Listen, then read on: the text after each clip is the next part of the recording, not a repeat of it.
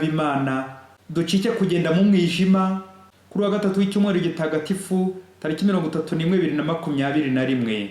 Isomo rya mbere ni ryo mu gitabo cy'umuhanuzi Izayi umutwe wa 50 umurongo wa 4 kugeza ku wa 9. Nyagasani Uhoraho yampaye ururimi ambwira icyo mvuga kugira ngo menye kuramira uwarushye. Buri gitondo arankangura akanyigisha gutega amatwi nk'abigishwa.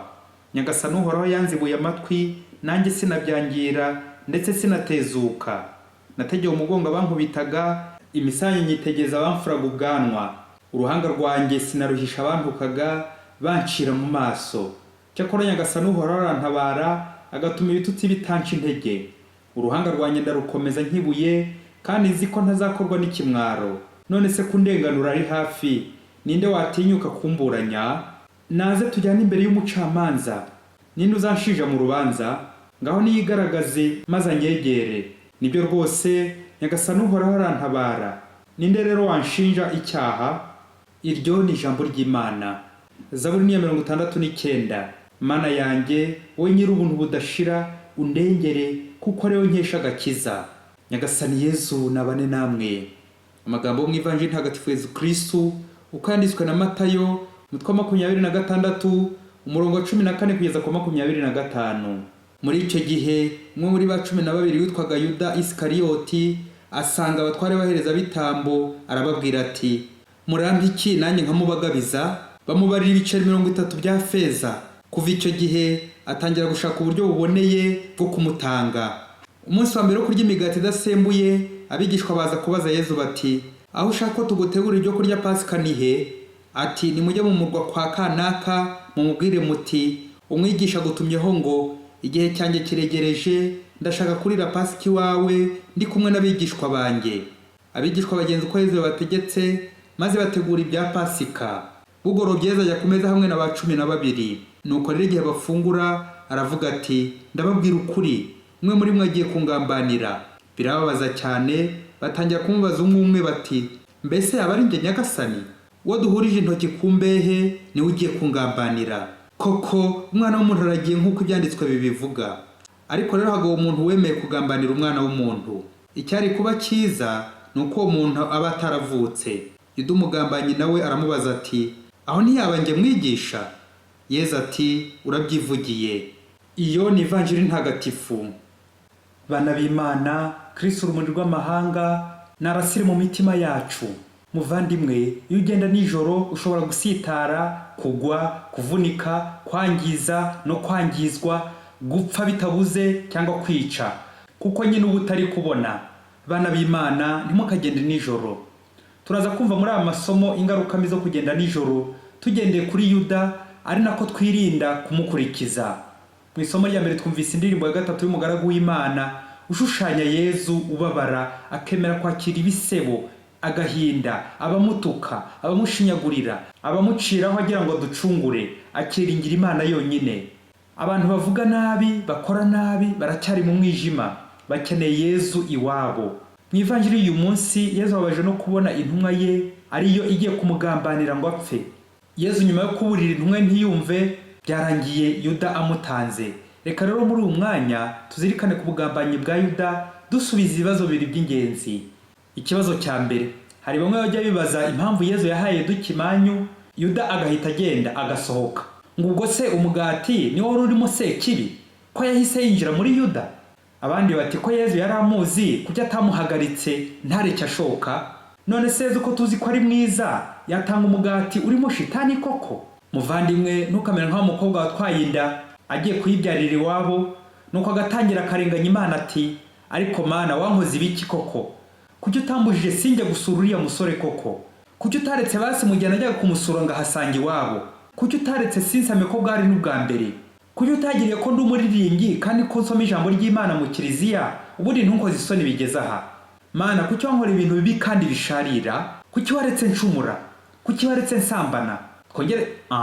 Bavandimwe, kongera kwibutse ko umuntu akora icyaha mu buryo bubiri, abizi kandi abishaka, l'intelligence et la volonté.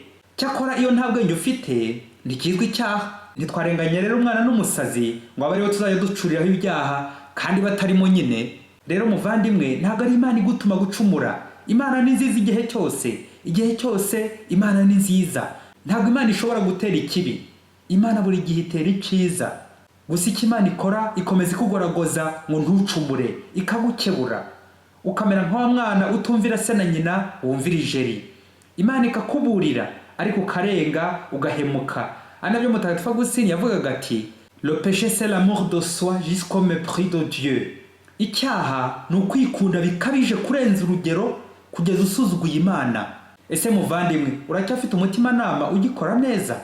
Rya jwi ry'imbere rikubwira riti iki ni cyiza gikore, iki ni kibi kireke. Uracyaryumva kandi muryumvire? Cyangwa riragukomanga kubera zagari n'agasuzuguro ukaricecekesha uti ni kizibe ukaripfukirana da? Dutangazwe nuko mu mavanjiri na Yezu yagiye aburira Yuda kenshi ariko Yuda akanangira. Dutekereza nk'ahantu hatanu Yezu yamukebuye ariko Yuda akanga. Ahambere bari Betaniya. Yuda atangira kwijujutira Mariya Madalena wari usize Yezu umubavu basize Yezu. Yezu akamusubiza ati abakene muzabahorana naho njyewe ntimuzamporana. Yuda akomeza kujya impaka z'amahugu. Aha kabiri aho Yezu yababwiye ati umwe muri mwe agiye kungambanira, bagatangira bakamubaza bati yaba ari nge? Nk'uko twabyumvise n'uyu munsi na Yuda nawe arabibaza. Yezu ati urabyivugiye, ako kantu urabyivugiye. Yuda se ntiyakumvise?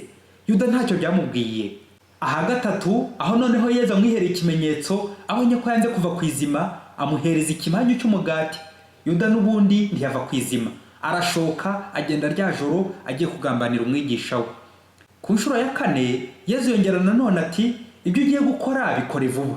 Yuda nanone ntiyagira icyo yiyumviramo. Yuda ni hahandi aranangira. Gatanu ahandi Yezu yagezeho atangira kuvuga ati hagowe umuntu wemeye kugambanira umwana w'Imana. MOD uvumwe. Yuda ibyo byose yarabyumvaga agakomeza kuba biti bibisi. Niyumve ko agiye kuba ikivume. Ibyo bimenyetso byose Yezu yamuhaga bimubuza gukora nabi ntacyo byamumariye kubera inyungu acunze byabice 30 ngo twabyumvise. Babyeyi, amafaranga ni meza mu gihe twakoresheje neza akadufasha gukira kandi agakiza n'abandi, ariko ni namabi igihe atwica kandi akica n'abandi. L'argent peut être un bon serviteur mais aussi peut être un mauvais maître. No kwitonda, amafaranga ashobora kugira umucakara. Amafaranga ashobora gukuzibya umutima ugahuma amaso y'umutima ukijima nka Yuda.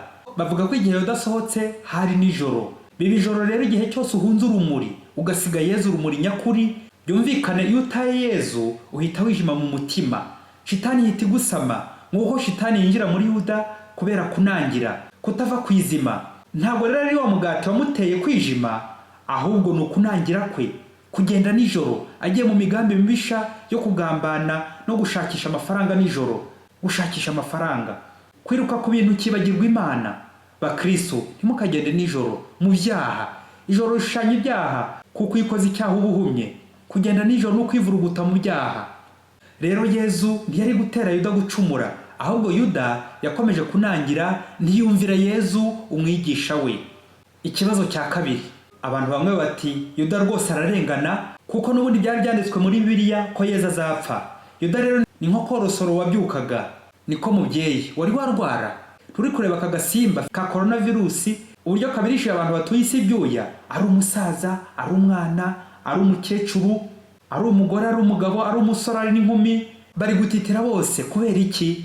Nubwo tuzi neza ko tuzapfa, ntawe utazapfa nyine birumvikana, ariko dukenera kubaho kugira ngo turangize neza inshingano n'ubutumwa Imana yadushinze kuri iyi si. Ntawe utwirukansa, ntawe uduhagaze hejuru aduhata. Dukeneye kubaho nubwo tuzi neza ko iyi si atari iwacu, turi mu icumbi. Bityo muvandimwe, ntukamuri babarozi bica umuntu bakigamba ngo hari inkunga bateye Imana, ngo hari ubufasha bahaye Imana, ngo barayifashije, ngo bafashije Imana, ngo borohereje ku rugendo nyakwigendera. Ye baba we, rwose bavandimwe, gupfa tuzapfa kandi ni vuba, biri no mugambi w'Imana. Ndetse natwe dufite iyo koperega, turabizi ko araritswe bikomeye, ariko hago widumukiza akihutisha urupfu, agatera urupfu. Uko no gusuzugura Imana. Umwicanyi, umugambanyi ameze nka yasaze yidumbukiza mu mata. Kimwe no gutanga ubuzima no gupfa cyangwa kwitaba Imana, nta muntu bitanga cyangwa ngo bishingwe. Ni by'Imana yonyine ihamagara igihe ishakiye n'uwishatse. Niyo mpamvu Yuda ibi yakoze ari bya binde barozi n'abicanyi bamwiganamo bakarimbura imbaga. Muvandimwe, kuroga bizakumarira iki? Kwica abandi bizakumarira iki? Ariko ujye umenya ko nawe uzapfa. Igihe cyose uroga, ukuramo inda, ujugunya abana, ugambana, ucura imigambi misha yo guhotora abandi, uri Yuda pe, utanze Yesu. Yesu ari mu ishusho y'abo bantu ugiriye nabi. Waretse mugenzi wawe nawe akabaho nk'uko nawe uriho. Muzarebe ibihangange ku isi byagiye byica abantu benshi. Ubu se biri hehe ubu? Ibaze nawe nanjye nibaze. Hari ugukataza mu ikoranabuhanga ryo guhotora, kwica, gukuramo inda, kugambana. Wowe ukajya wicinya icyara ngo uracyariho, ngo ntacyo uzaba, ngo urarinzwe, ngo ufite umutekano. Nyamara ujye umenya ko umuntu wese umena amaraso y'umuntu aba ikivume, ugahinduka agahini. Usibye ko wakwigorana n'Imana, Imana ikakugira umwere kubera za mpuhwe zazo z'igisagirane, naho ubundi wazasaza uri ikivume ugapfa nabi. Bavandimwe, ntabyago nko gupfa nabi. Gupfa nabi ni ukwiyahura nka Yuda. Gupfa utari mu Mana, urwo ni rwo rupfu rubi, niyo mpanuka mbi. Gupfa utanze Yezu, gupfa wishe Yezu, gupfa utari kumwe n'Imana. Muvandimwe, muri iki cyumweru usuzume niba ntawe wari waratangiye kugambanira mu mutima wawe, ukamugirira ishyari, ukamucura imigambi mibisha yo kuzamwicisha mu minsi iri imbere, ukamwica mu mutima wawe. Reba abantu bishe mu mutima wawe uko bangana, maze nyuma yo kubona ibimenyetso bya Yezu bigukebura. Wowe rero ntunangire umutima nka Yuda. Subiza inkota yawe mu rwubati rero, wisubireho, maze ugaruke ku rumuri Yezu. Ntuzice Imana, ntuzice umuntu, ntukagende nijoro. Subiza inkota yawe mu rwubati muvandimwe. Yezu, mba gukora neza buri munsi, maze nkora icyiza ushaka buri munsi. Amen. Padiri Masumbuko Ladislas wa Diocese ya Cyangugu.